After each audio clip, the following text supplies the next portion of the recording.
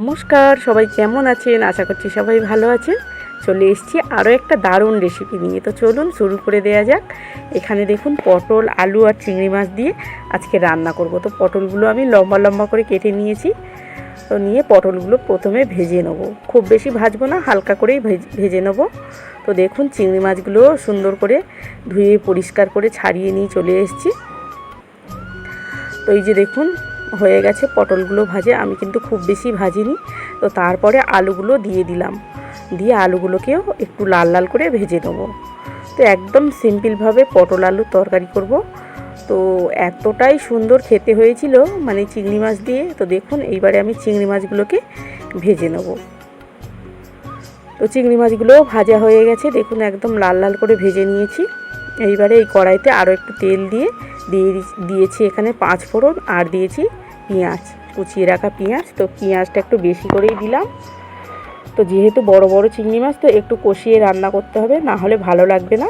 তো দেখুন ভালো করে পেঁয়াজটাকে একটু নাড়াচাড়া করে নিয়ে টমেটো দিয়ে দিলাম, কারণ এখনকার টমেটোটা প্রচুর শক্ত হয়। তো তার জন্য টমেটো দেওয়ার পরে লবণ দিয়ে ভালো করে আমি ভেজে নেবো। তো নেওয়ার পরে দেখুন তারপরে দিয়ে দিলাম এখানে আদা রসুনের একসঙ্গে পেস্ট করে রেখেছিলাম, সেটাকেও দিয়ে দিলাম, দিয়ে আরও ভালো করে কষিয়ে নেব। তো দেখুন কত সুন্দরভাবে কষানো হয়ে গেছে। আমার এখানে তেল ছেড়ে দিয়েছে। এইবারে দিয়ে দেবো 1 চামচ হলুদ গুঁড়ো, আর দিয়ে দেবো 1 চামচ লঙ্কার গুঁড়ো। তো দিয়ে আরও একটু কষিয়ে নেবো। তেলের উপরে দেওয়ার ফলে কালারটা কিন্তু বেশ সুন্দর আসে। তো দেখুন কত সুন্দর কালার এসছে। এইবার একটু জল দিয়ে আরও মশলাটাকে আরও একটু কষিয়ে নেব।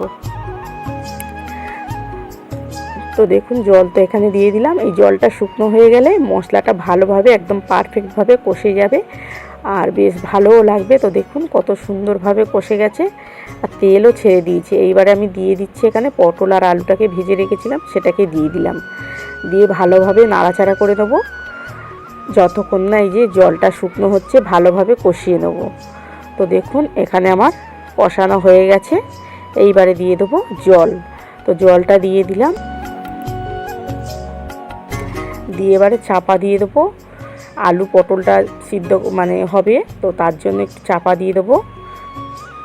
তো এই যে হয়ে গেছে তরকারিটা, ঝোলটা একদম কমে এসছে। চিংড়ি মাছগুলোও আমি দিয়ে দিয়েছি, আর আপনাদেরকে দেখানো হয়নি। এই যে তরকারিটাকে নামিয়ে নিলাম। তো কত সুন্দর হয়েছে দেখুন। আর এখানে করেছি মাছের ডিম দিয়ে উচ্ছে আলু দিয়ে চচ্চড়ি, আর করেছি আমের চাটনি, আর এখানে করেছি একটু শিঙি মাছের ঝোল, ঝিঙে আলু পেঁপে দিয়ে, আর চিংড়ি মাছের ঝোল। তো কেমন লাগলো ভিডিওটা আজকে প্লিজ কমেন্টে জানাবেন। সবাই ভালো থাকবেন। দেখা হচ্ছে আরও একটা সুন্দর ভিডিওতে।